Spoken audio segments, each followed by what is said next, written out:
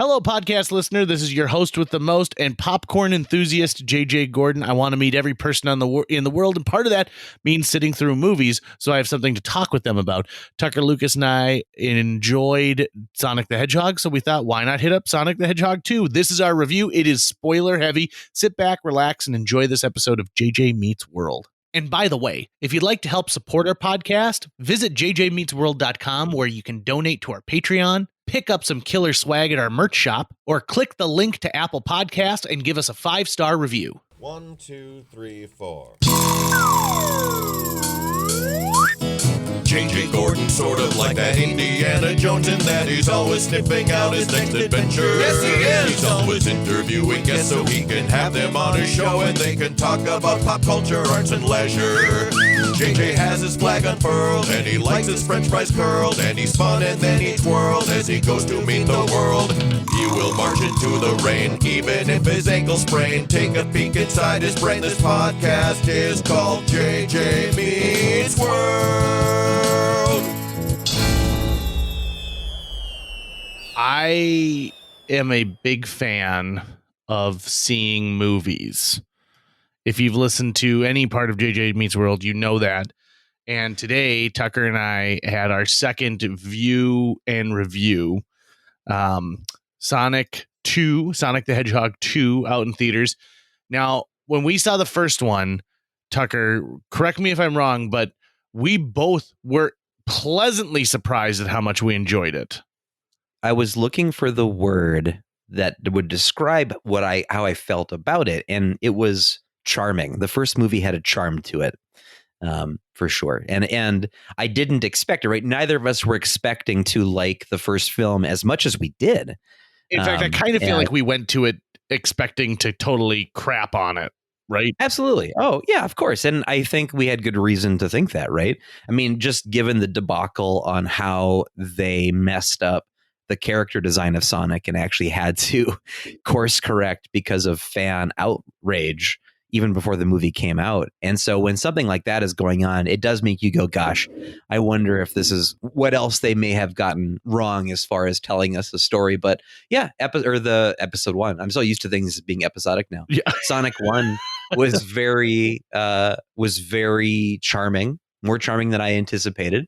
Still definitely made for children, but I remember really liking Jim Carrey's Robotnik and the little, like, the nostalgia nods that we did get to have in that, and even the cliffhanger Easter egg where you realize that Tails has shown up and that you're going to be meeting more of the characters, which was an obvious direction to go in. So yeah, I was primed going into the first one to hate it, which then primed me to go into this one to really love it.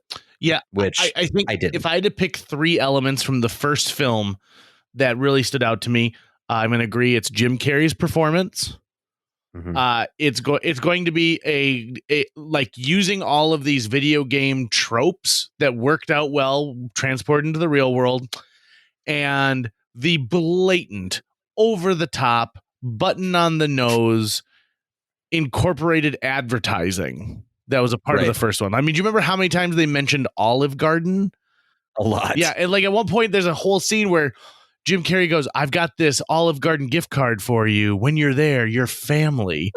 And I thought to myself, boy, did Sony really have this much trouble, or I guess Paramount have that much trouble coming up with the money to make this thing that they had to constantly, like whore it out to advertising companies. So again, remember those 3 things, because those were 3 things I expected going into number 2. Let's start with this. If you have not seen the first one, and I mean recently, you're going to be lost on a lot of pivotal plot points. I had actually I had forgotten the whole Olive Garden thing until it got like briefly mentioned in Sonic 2. And even then, it took me some moments to really recap. Oh, that's right. There was this guy and there was the Olive Garden. And yeah. Most sequels spend the first like 15 minutes of a movie reintroducing you to the characters in some way, shape, or form.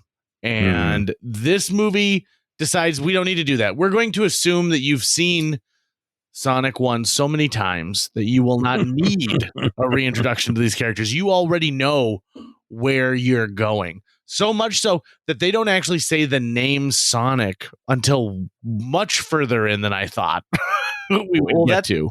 That's probably the one character that you're almost guaranteed every audience member knows who that is, though. I feel like there's a lot of like moms and dads who are taking their kids, or maybe even grandpas and grandpas at this point, and they're like, what the hell did I take some opium before I came to the theater by accident? So the movie itself, by the way, spoiler, the movie starts off with our titular character essentially wanting to do good, but messing it up the whole way. Common screenwriting technique when you're dealing with something that's supposed to be seen through children's eyes, right? So I want to sit at the grown-ups table, but my legs aren't long enough to touch the floor yet. Mm-hmm. And you're also reintroduced. I mean, the opening shots are of Dr. Robotnik, played again by Jim Carrey, on a mushroom world, attempting to get back. Also, did you note that the titling of like Mushroom World and stuff was very Marvel-esque? Yeah, that was my first thought, was that they were they gave a ton of nods to superhero movies.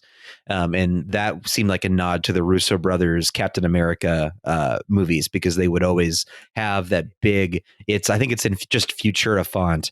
And it like fills the full screen, but they made it blue instead of white. We get reintroduced to Jim Carrey's Dr. Robotnik. And I will say this, I never once tired of his shtick through this whole thing. I even wonder if they gave him a script, or if they just said, this is what we need to get out of the next 3 scenes. I mean, I bet there's no question there's a script, but also when you have Jim Carrey, you go, yeah, there's a script, but it's not Shakespeare, like, do your thing, man.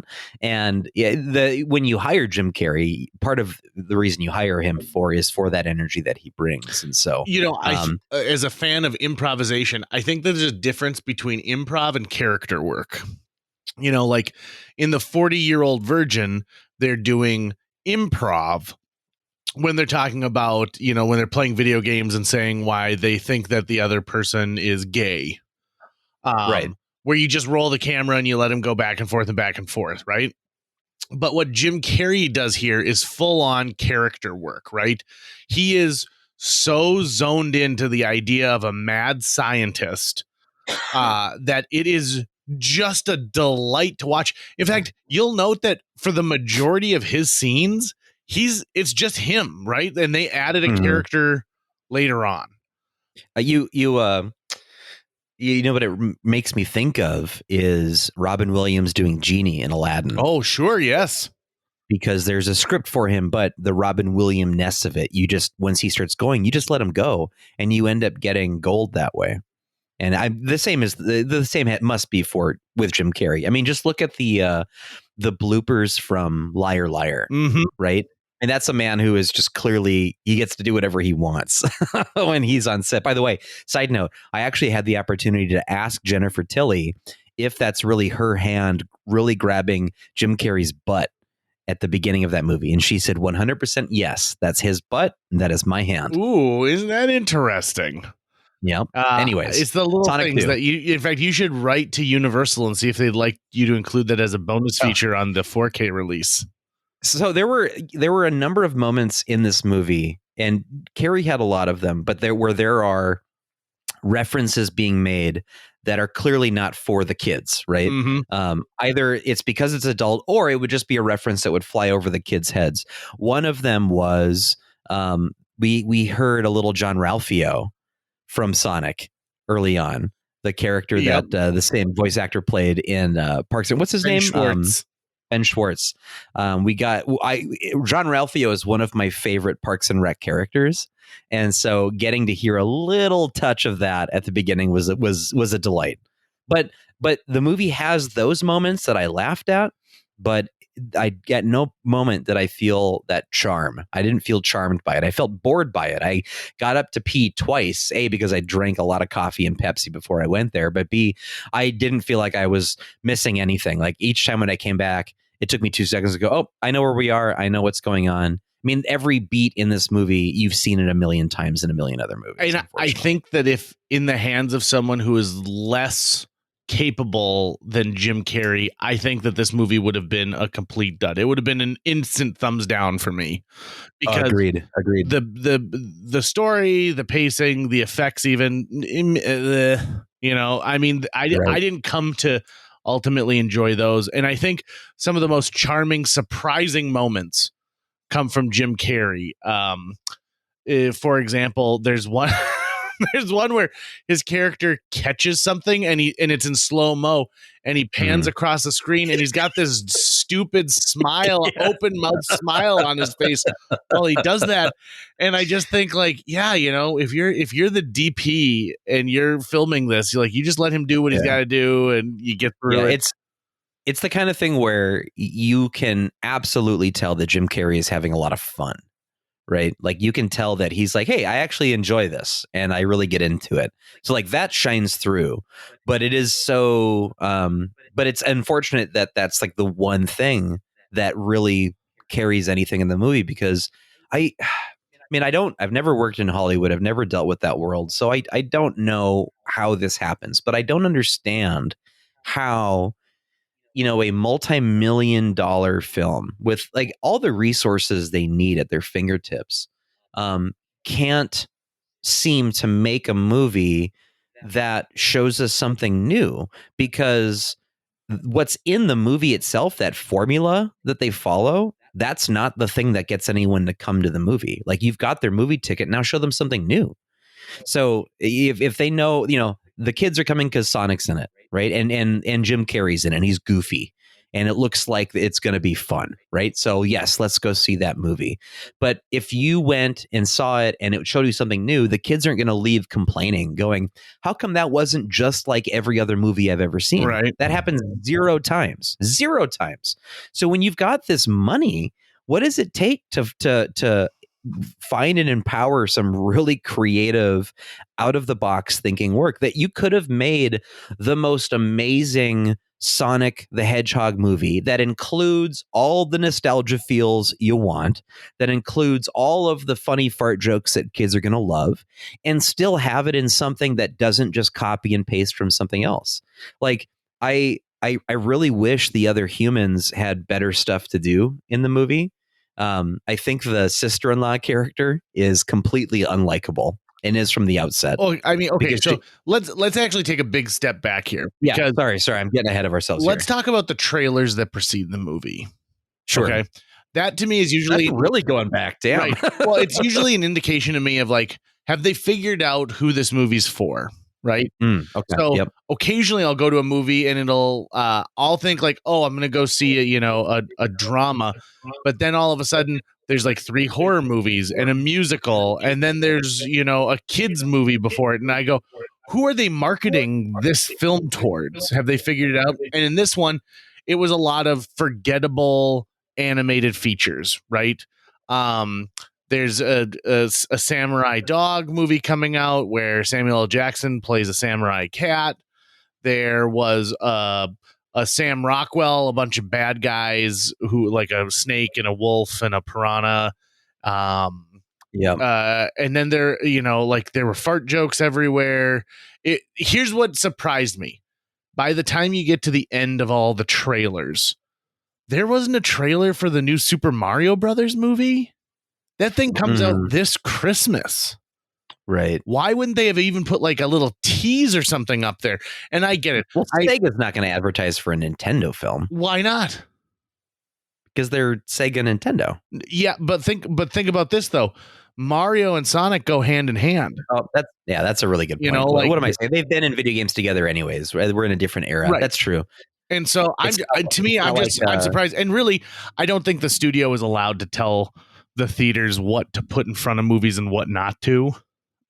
Sure, that's true. But that surprised me that we didn't get like at least a little wink and a nod, because I think Paramount knows that you and I are the key nostalgic generation to go to this. Yeah. And we're also the people who are probably going to get drugged back out to the theaters to see the Super Mario Brothers movie. Now what would have been fun would have been a direction where you take Sonic a la Who Framed Roger Rabbit. I thought they were going to do that. No joke. I thought that was part of this movie. I mean, they show you the intellectual properties that Sega owns in their logo, right? And I'm like, oh yeah, there's Golden Axe, there's this, I remember playing all these things, right? Like, my guess is they're going, hey, we want to make their own movies, but that's fine. You can always branch off, do the TV series thing first, where you test out a character, and if people like it, you make a thing about them, right? Like Peacemaker out of Suicide Squad. But there would have been more there at the very least, if they're not going for an interesting new concept, to at least bring in other nostalgia hits, because the nostalgia hits didn't come quick and fast enough for me to go, okay, I understand why the ticket price was paid for this movie, right? Like the references that at the very least were somewhat entertaining to you and me, just because they're from our generation, those things don't even come until later on in the film. And at that point, I'm super bored. I've peed twice, and I'm kind of checking out of it. I thought that at one point. I mean, what's the hottest genre right now? Multiverses, right?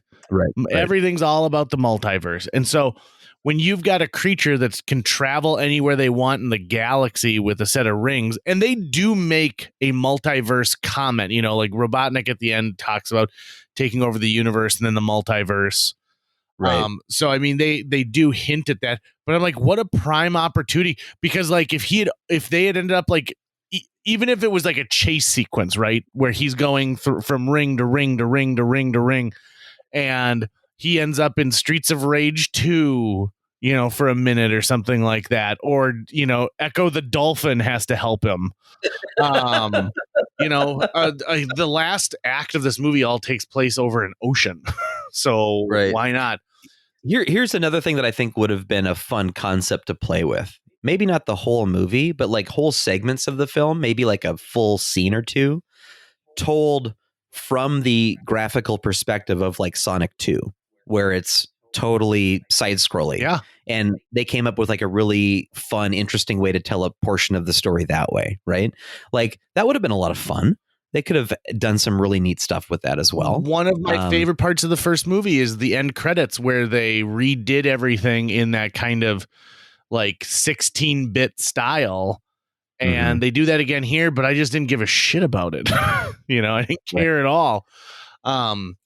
They're also trying to cram all of Sonic into it now, right? Like the first film, it was just Sonic. Yep. Sonic 2, we're already to Knuckles already. Okay, and let me ask you, I think we skipped over what could have just been a very, very good 2, which is, if you follow even the storyline of the video games, Sonic 2 is when they introduce Miles Tails Prower, which is the character Tails. So why not just have one where he arrives and they've got to fight off Robotnik again between the two of them? Right. And I think you could have you could have given Tails, who I've always loved the character of Tails. But my first Sega Genesis game was Sonic 2, because it came packaged with the Sega Genesis. And that's one of my all-time favorite video games. I play through it at least once a year. And Tails could have been a more central character who had a real arc that he was going through, and Sonic had to help Tails to complete Sonic's arc, right? Yep. So like, you're right, we could have spent time getting to know these two, and then the tease at the end for number 3 is going to, then that's when you bring in Knuckles or other characters. Right. That would have been a lot of fun, but they're kind of trends. They're not just serving us, right? They're serving the younger generation that is also into Sonic, but they came into Sonic with Sonic fully developed, all the cast of characters there. I don't know if you noticed, but just down the aisle from us to our right, there was a little boy. He looked like he was probably, 10 or something, clearly losing his shit with excitement because he was loving every second he was seeing, especially at the end. He was like getting up out of his chair and like pumping his fist in the air and getting really, really excited. So he was loving it, and I loved that he was loving it, right? But so just from his perspective, though, I'm sure when by the time he was born, all of these characters were already out there anyways. So he didn't learn about Sonic and all these characters in like the order that you and I did. He had them all at once. So it's all a big nostalgia trip for him, right? It's all new. It's not even nostalgia. It's just new. It's what he's into. So I think that's part of why Knuckles is here as well, is that, okay, we've done we've got the money and we've done the fan service for the older generation that grew up with Sonic, but they won't keep coming back to the well, right? The ones that keep coming back to the well are these new kids that are into the full cast and all the cartoons and learned about Sonic by playing it on not even a Sega Genesis and some other platform in some way, reading the comics or what have you. By the way, have you ever looked at the Sonic comic books, the old ones? No, and to be quite honest, I've barely even looked at the television series. Yeah, neither have I, but we don't have time for it in this podcast, but there's a whole interesting series of articles on the old Sonic comics because when the Sonic comic books were first being made, the guy who was writing them had been empowered to pretty much do whatever he wanted to do. And so he wrote this crazy universe that's non-canon, created like a bunch of different characters that don't exist anymore. And it's supposed to be kind of an interesting period of time where Sega, the company, just didn't care, right? They was like, yeah, whatever. No one cares about this cartoon. So just do whatever you want. And he went kind of crazy nutso with it. And it's kind of an interesting story. For a future episode then. For a future episode. So we get into this movie and they immediately decide we're going to get rid of the two human characters that we spent the whole last movie setting up. And we're going to have them go to Hawaii for a wedding for a character that I don't remember at all from the first film. But they remind you, this is such and such's sister. And you tied her to a chair and you took her car. And I swear to God, I was waiting for him to say in the first film. It's so on the nose. And then you also get the first huge hit of product placement, which is, hey, man, you're at the Four Seasons of Wahoo. Have a Mai Tai. Relax. They must have said the word Four Seasons 12 times in this movie. Okay. I didn't even catch that. I just remember the line getting repeated once by a second character, and that was supposed to be a gag of some kind. And I thought, oh, maybe that means they were rehearsing the line together to get him to relax. Like, hey, let's make sure we say this to him to get him to relax. But it was product placement. Well, and they really want people to know that the Four Seasons makes the best Mai Tai, because at one point, two characters in a very bumbling scene where they're trying to sneak around stops, and one of the characters steals one off of a bar and, sips it and drinks it and goes, and then shoves a piece of pineapple in her mouth. Yeah. It just was over the top. I swear this is relevant, but this is making me think of one of my favorite scenes from The Sopranos, where Tony Soprano is in a hotel. Chris comes to give him bad news. Before Chris gets there, Tony cracks open a Toblerone chocolate bar, doesn't eat it, leaves it on the table. And then there's a close-up shot of it when Chris comes. He sees the Toblerone and goes, are you going to eat that? And he takes it with him, right? And it's this brilliant moment where it totally works for what's going on with these characters in the moment, but it's also, a kind of product placement that gets totally absorbed by the story and feels like it fits. Totally feels like it fits. And so I kind of like it when movies are not self-aware, because that's kind of we've seen that move now a few times, right? And it's been funny the previous times we've seen it, like with Looney Tunes talking about, was it Walmart? Yep. Thank goodness right? There's a Walmart here. Right. So that was really, really funny. And there are other jokes about that, but I kind of feel like even just being, hey, look, we're going to draw attention to this advertising we're doing. I would prefer it if they could really make it work into a scene in some way where it feels like, it actually gets me to forget for a second that product probably paid to be there. Right. One of my favorite moments in product placement history in film comes from the movie Return of the Killer Tomatoes, which is one of George Clooney's first movies. And at one point in the middle of a scene, you hear cut, cut, cut, and the camera swings around and you see everyone who's in middle of production, right? Okay. And the director starts, he says, I'm sorry to inform everyone, but we've run out of money. We no longer can do, anything. And George Clooney's in this makeup chair and he goes, Fred, listen, I know it's kind of embarrassing, but I think we should talk about a way to fund this movie, which is, of course, product placement. And he goes, product placement, that's so cheesy. He's like, well, not if it's subtly done.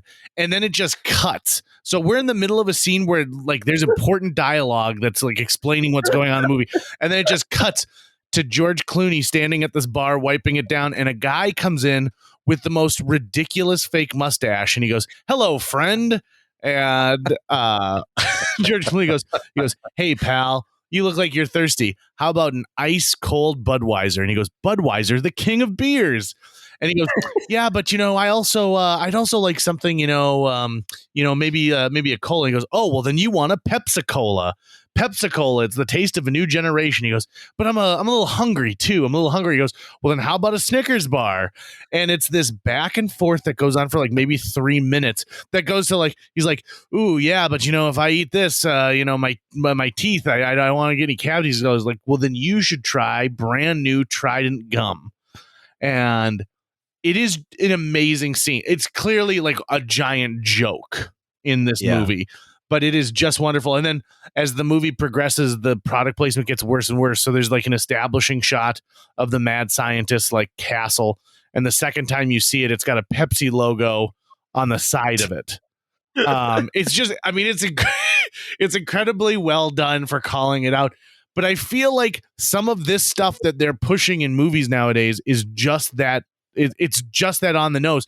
I swear to God, I saw a forgettable like political thriller not too long ago where like this drunk old FBI agent goes into his house and he takes a bottle and puts 2 pills in his hand, throws them in his mouth, and then in the frame, like it's a close up of him cracking open a Coca-Cola, and then he takes like a drink, and then he goes, ah, and then he takes another drink of it. And I thought like, oh, political thriller brought to you by Pepsi. And okay, so this is another thing that I think is weird.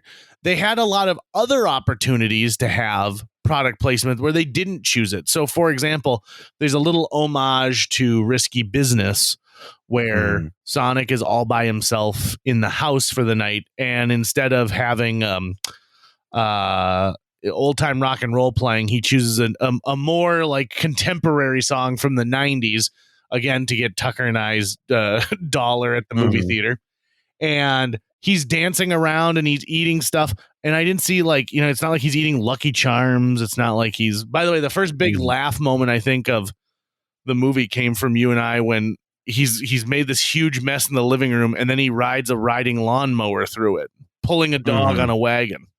Yeah. And I didn't expect to see that. It's around that time that he does the John Ralphio, I think. Yeah. It might have been the John Ralphio may have been the first really big laugh for you and me. Also, okay. So this movie is like really kind of skirts the line because there's a shit right at the very beginning where Dr. Eggman is like, holy shiitake.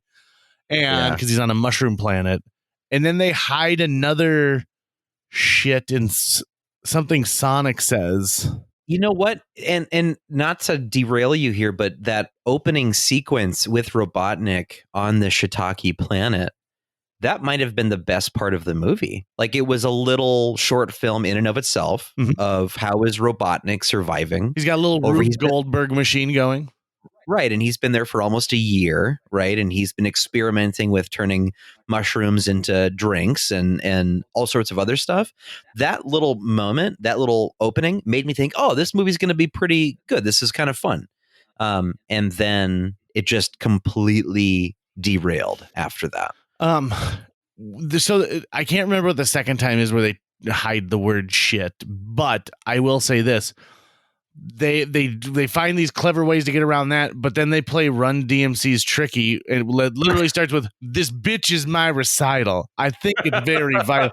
And I thought to myself, I'm like, who's making these choices? Also, I like the soundtrack was all over the board to me. There's a dance off sequence and I thought, oh, they're using all this awesome like 90s pop and hip hop. I can't wait to see what, they use for a song here. And then they just use Uptown Funk. I want to know what focus group in the early 2000s told a studio that our kids really want to see a dance off in this movie, because that whole shtick has been done so many flippin' times. over and over again. And I really started to tune out around that point. I think I just got so bored. Yeah, and the vaguely Siberian people who were in that weird cabin who decided to do a dance off. Yeah, I just meh.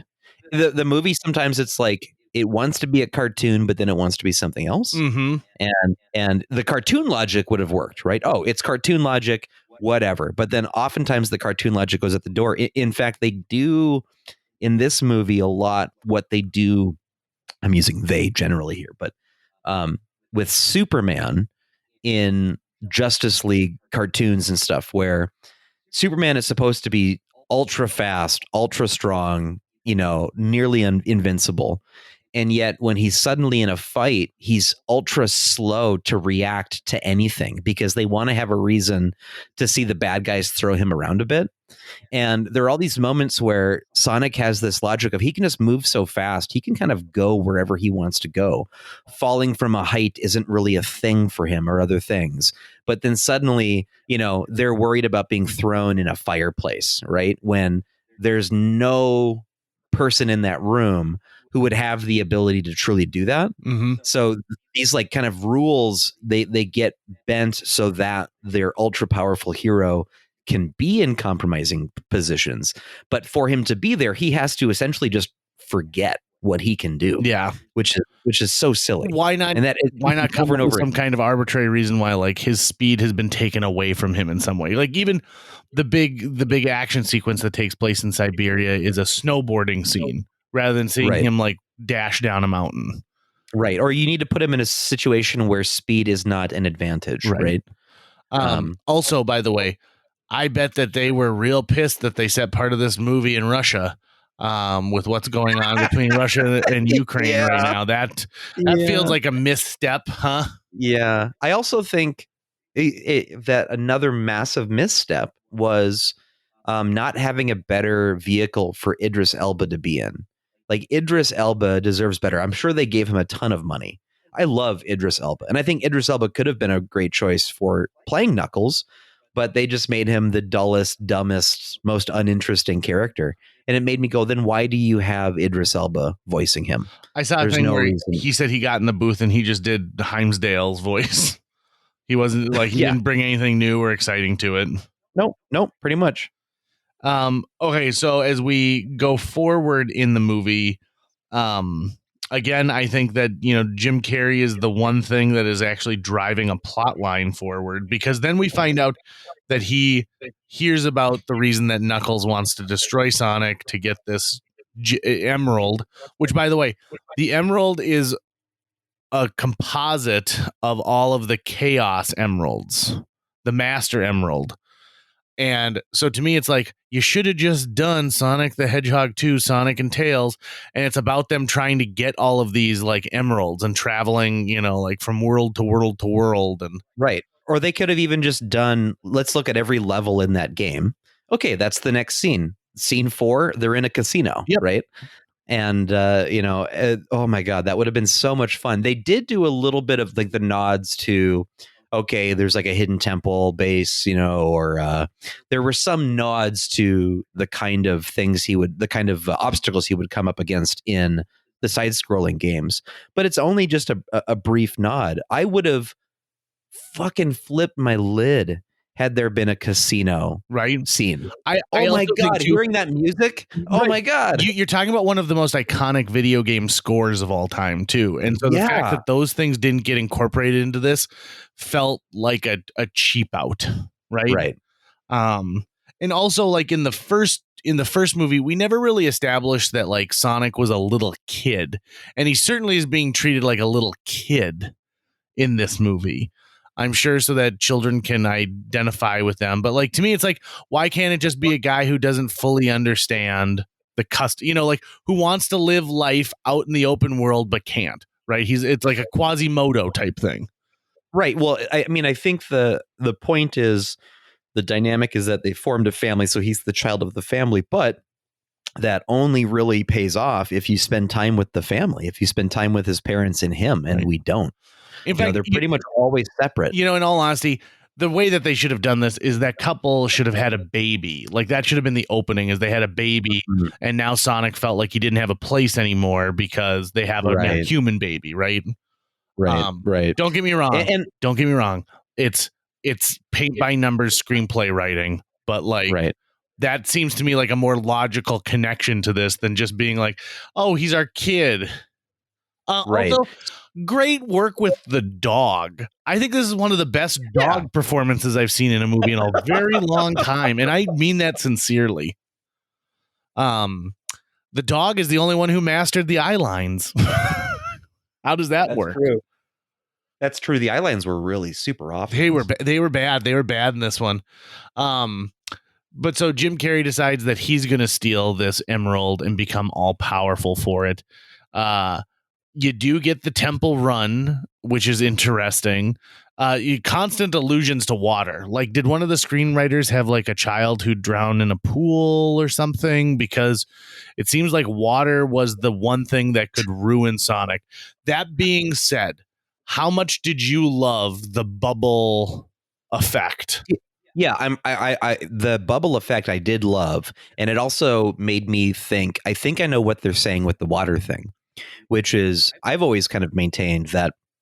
I think it's sort of a kind of a running gag in video game culture itself, is that in these platformers, when there's an underwater level, it's just going to be harder and more irritating.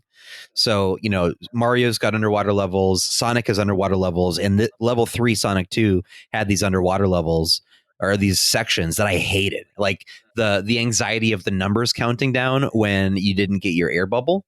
It actually level 2 had that as well, but it looked more like a toxic slime or a pink liquid you were in. But getting those air bubbles was always anxiety inducing, just like the underwater level in the first Turtles video game on Nintendo is one of the most anxiety inducing scenarios. So I think they were making reference to, oh, it's a water level, I hate doing water levels. In fact, I even think in the first Zelda game on N64, the water temple is supposed to be one of the most frustrating levels ever designed. So I think that's what they were making a reference to. I wouldn't be surprised at all if, you know, they were like, oh, well, we just, you know, we need something. We need a kryptonite of some kind for him, right? Right. Even though they've now introduced a character who's basically kryptonite. Now, let me ask you a question. I don't know how much you know. I mean, we both talked about this, the fact that like Sonic the Hedgehog 2 was really the only Sonic game we ever got into. Right. I remember being very confused in the first one about this owl named Longclaw that raised Sonic and taught him about his powers. They triple down on this one. Here's what they had. They were dealt a 2 and a 2, and they split 2s. And then they were dealt another 2, split that. They got a 4 on each of those, and then they doubled down on each of those. Literally the worst hands you could possibly get. And you know what? The dealer beat them with a 17. Because I have no idea who this owl is. I don't, you know, they keep going back to it, and then the temples are made to look like owls.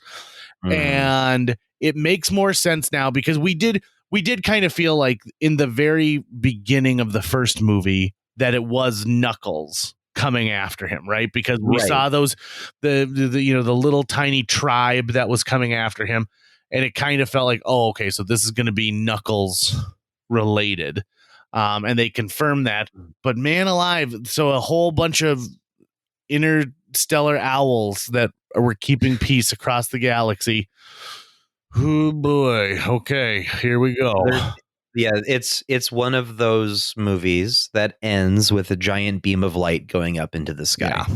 Right. And of which there really should be, you should get put in movie jail at this point if you end your movie like that, because that ending has been done. I don't know if there's another ending to blockbuster movies that has been done more than the big giant beam of light going into the sky. Did you also feel like they didn't give Tails enough backstory? 100%. Tails could have been such a great focus. We could have spent so much time with Tails and gotten to love Tails. And you know what? Like, to me, the logical choice would have been like Tails should have been the one to like find Dr. Robotnik, and they both love techie gadgets and stuff like that, and he doesn't realize that like he's being taken advantage of until they get to Earth, and then he teams up with the actual good guy, right? Right. I think another interesting way they could have approached it too is what if Robotnik was actually the main character? Yeah. And it was an arc for Robotnik, and the notion that, you know, how Sonic is, he's redemptive, right? He doesn't cast out Knuckles. He welcomes him in because he realizes that there's good in him, right? And so that could have been the thing where the nemesis of Robotnik are trying to reform him, and he's going through some crazy arc. That could have been super interesting, especially with Jim Carrey in the character, right? You just let him play. But it's the argument I started with. You have the money already. They're coming because it's Sonic, right? That's why they're there. So now that you've got them, show them something new and interesting. Why paint by numbers? It drives me nuts. It's such a wasted opportunity. Now, correct me if I'm wrong, but in the actual Sonic game, Robotnik is stealing animals, right? Like, don't you end up like unlocking on every boss fight like a giant egg that's full of like different woodland creatures? Not only that, but also when you destroy the different robots, there's always a little animal that was trapped inside of it that was being used to power it or control it. Right. So like every time you smash a robot, a little squirrel or bunny jumps away. And I don't know if there was a storyline there as far as Robotnik, like if he was, because I think he was just sort of enslaving people, capturing and enslaving the creatures, and for world domination, right? So if I'm writing this script, I'm like, okay, so Tails is the one who actually finds Robotnik on the mushroom world because of the power surge that he creates using the quill. And Tails has this inferiority complex of like, God, you know, like I've got two tails and I've always been the weird one and I'm smaller than all the other animals and stuff like that. And so Robotnik says he's going to help him. And what, you know, he finds out that Robotnik is actually capturing all of these woodland creatures to like power these things because he's like, batteries are blasé and you grab this. And so Tails now realizes that like it's his mistake. So that's why he teams up with Sonic, blah, blah, blah. They save a bunch of stuff and they're good to go. Because I never found myself really into the idea that he's got an emerald that gives him power. And it's powerful, but it's not the greatest power on in the universe, because we've already found out owls can take it from you. Right. you can get it punched out of you. Get punched out of you. So to me, it's like, and like really in all honesty, I probably know why they decided not to go after like the individual Chaos Emeralds, because then you're just blatantly ripping off the Infinity Gauntlet. Well, yeah, right. I mean, even though the Chaos Emeralds, the collection of them, it's in Sonic 2, you know, him going sort of Super Saiyan at the end is part of Sonic 2 as well. You can do that in the game, but you don't need to beat it. And I always really wasn't that into the mini games where you have to run down the track and get enough coins to gather a crystal so that you can get all the Chaos Crystals to become Super Saiyan Sonic or whatever he's called, Yellow Sonic at the very end. I just like that's part of it, but not as super interested. And also the Robotnik robot he's in is the thing that he's in at the end of Sonic 2, which was fun for me to see. But that was kind of a highlight, I guess, for me. I liked the giant robot because that did bring me back to Sonic 2. And it also had the direct piloting design of what he was, like it a much more loyal Robotnik. Right. Absolutely. Here's a thing. So they reintroduced I can't think of the guy's name, but who's like the deputy sheriff. The Dale or something. Yeah. They call him. And the last time we see Dale. him, he's tied up inside of a coffee shop called Mean Bean. And then they make a joke at his expense when the G-men arrive, and they're like, if it is local law enforcement, he's a total idiot. And they're like, Dale. And then you don't see him again. Yeah. Ever. And I forgot what he did in the first movie. Is he in the first movie? He's just a bumbling idiot. Okay. He knows about Sonic just like everybody else. I can tell that they have a past relationship, but I really do have zero recollection of him in the first movie. And that actor is great. I think he's really funny. He's been in he was in Iron Man 3, right? He often gets hired to play this bumbling comedic relief, and he's actually really good at it when they give him. He plays a character in the show Happy Endings that is one of my favorites, Max. Awesome. And I think he was one of the main cast members of Mindy Kaling's show as well. Yep. He's been in a ton of stuff. So, I would have loved to have spent more time with him. In fact, I think correct me if I'm wrong, I think he's one of the 2 stormtroopers in the first season of Mandalorian who are having like the target practice shootout. Yep. So he's great at that kind of stuff. And I would have loved to have spent more time with him because he actually brought a little bit of life to it. But also, talk about missed opportunities. James Marsden is actually a brilliant comedic actor. Yep. He can do fantastic stuff, and they just give him nothing but boring stuff to do in this entire movie. You also liked this weird post-volleyball moment. Like I saw you, I heard you laughing quite a bit there. That was funny because they were making fun of bros, right? And like the bros were pretty funny, very Top Gun-ish. Yeah, absolutely. Here's what I think is off-putting. So James Marsden's supposed to be this, just like he can't play volleyball. He's a bumbling moron. And this guy who's supposed to be quote unquote so handsome. Now, don't forget, Disney literally cast him as a Disney prince in the movie Enchanted about just being so handsome. But the guy goes, "Come on, show me those guns." And this guy flexes his muscles and like he shows like he's got awesome, biceps. And then James Marsden does it. And I'm like, even under a Hawaiian shirt, that dude's ripped as F. And I'm like, why would you do that? It's not like he's a weakling little nerd. Well, and then they show you who he's supposed to be relating to, which are the nerds standing to the side, but they don't accept him either, right? He's sort of caught between 2 worlds. But at least he's not handsome enough according to the bros to be a part of them, but he's not so wretched that he's going to join the math team sitting on the sidelines. But at least he's at the beautiful Four Seasons Hotel in Oahu. He just has a Mai Tai and relax himself. So since we're kind of mentally at that part of the movie, I really don't care for the sister-in-law character. I also think, whoa, what a crazy violation that was done to her where they catfished her. Yep. And basically, that's a pretty dark thing to do, right? What the G-Men do. That's their new organization spells out gun, which is clearly a Marvel reference to S.H.I.E.L.D. And then he basically fakes this relationship. Now, here's the thing. When she shows up and is about to fight him, that was one of the times I got up to go pee. So I actually have zero idea how that whole storyline resolves itself. So what happens, actually? He literally tells the colonel, "I broke the cardinal rule of going undercover." He goes, "You fell in love with the woman." And then you showed up and she's driving a golf cart and menacing. Now, these are people who've pulled guns and have been catfishing her long enough that it seems like months and months and months have gone by. Almost a year of her being catfished. And it turns out it was all for naught. It was all just a bunch of people who are waiting for Sonic to eventually show up in some way, shape, or form. Well, but I walked out when she showed up in the golf cart. Last thing I remember it was him saying, "What a woman." But that's it. I don't know anything that happened after that. Between those two.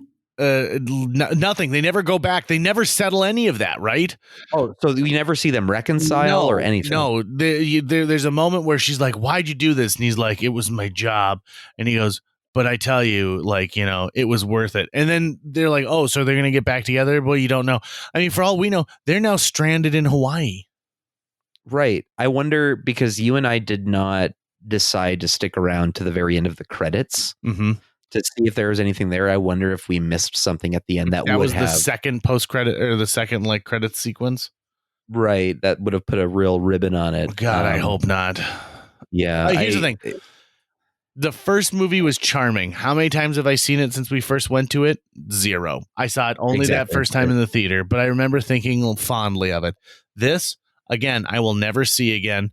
I didn't hate it, but I certainly didn't enjoy it. It didn't captivate me the same way the first one was. And I think we both walked out of there with the same idea, which was I got to pull out my Sega Genesis and play a little Sonic 2. Yeah, I wish I had time to today. I'm trying to double check to see if I have. Okay, so I do have Sonic on Blu-ray. So yeah, it was charming enough for me to actually pick up a copy of it at one point so that I could rewatch it at some point in my life. But yeah, it's not something I need to return to anytime soon. But it's going to take I'm actually kind of bummed I just won't have the time today to really play some Sonic 2 because I'd love to sit down and crush through that game right now. You know what? In all honesty, if there's a second post-credit scene, it's definitely a Robotnik one, right? So the last time we even hear about him is we haven't found his body. Don't worry, no man could survive that crash. Well, he found a way to survive it, right? We just don't know how. Right, for sure.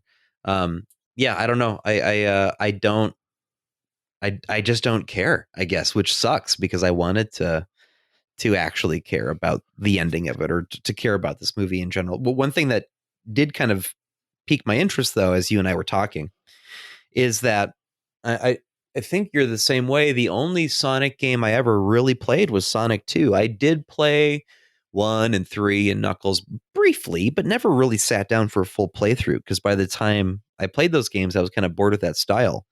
But now I have those games still.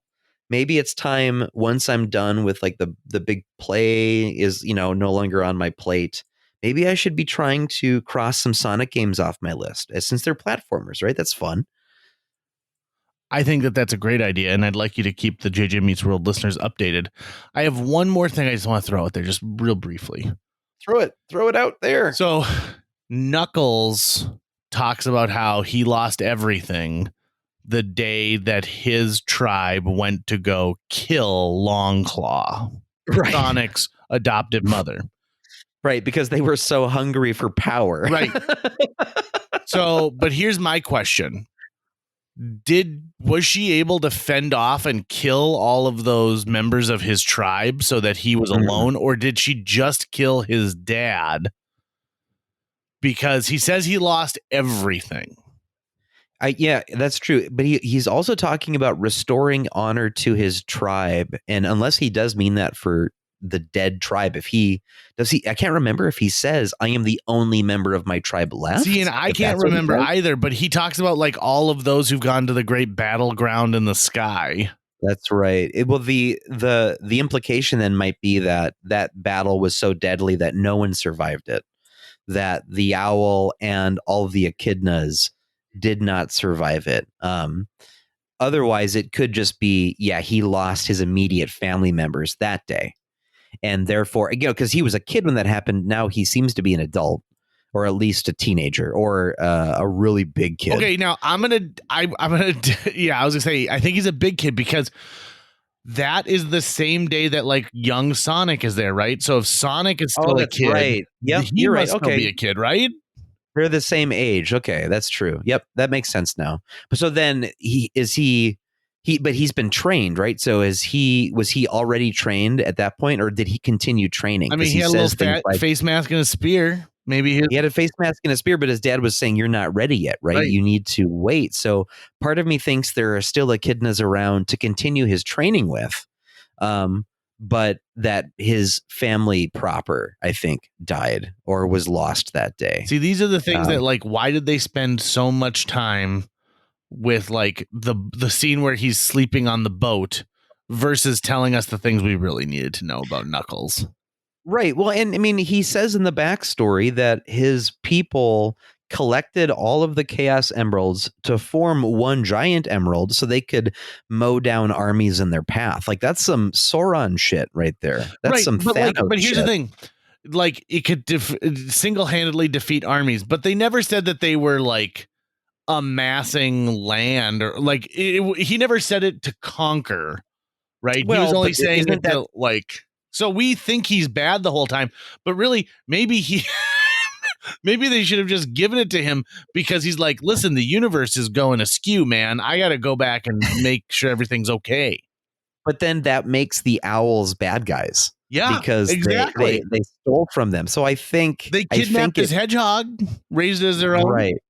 I think that in the third film, which they're clearly going to do, if this makes enough money, which it will, that there has to be maybe now his arc is a reckoning with his people. Hey, we can't be doing this anymore. I've learned a better way, right? Because he knew no other way than what he was raised with. But now he's on Earth. He's got his squad, and they're going to hang out and grow up together and go on all sorts of crazy adventures. Yeah, I was thinking more like Knuckles would marry the sister. Oh, right. You know, maybe because he doesn't understand all the little things like the ice of cream with sprinkles. I've won the bases of balls. Lazy writing. Okay, so this is a review of Sonic the Hedgehog 2, currently playing in theaters at the time of this recording. I'm sure you can find it just about anywhere you want. And if you're a parent, you've probably already watched it 5 or 6 times. So congratulations. Now you've also listened to a podcast for an hour about it.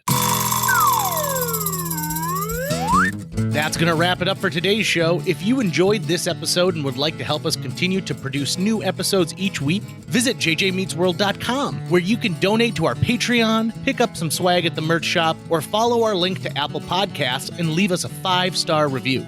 You can also follow us on social media. We're on Facebook, Instagram, Twitter, YouTube, all the sites the cool kids are using these days. JJ Meets World is produced every week by Tucker Lucas. You can find out more about Tucker's work by visiting moonbasemaria.com. If you want to get in touch with your host with the most, check out linebenders.com, where you can find direct contact info for JJ or booking information. What do you think the porn version of this movie is? I mean, they already have a lot of rings laid into it.